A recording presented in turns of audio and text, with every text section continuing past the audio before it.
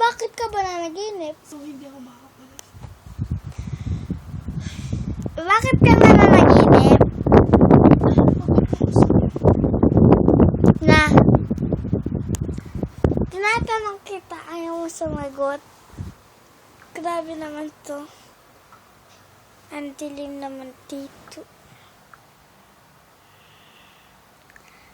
Application is not just... Mahal ka na ba, Kyla? Hindi pa, syempre.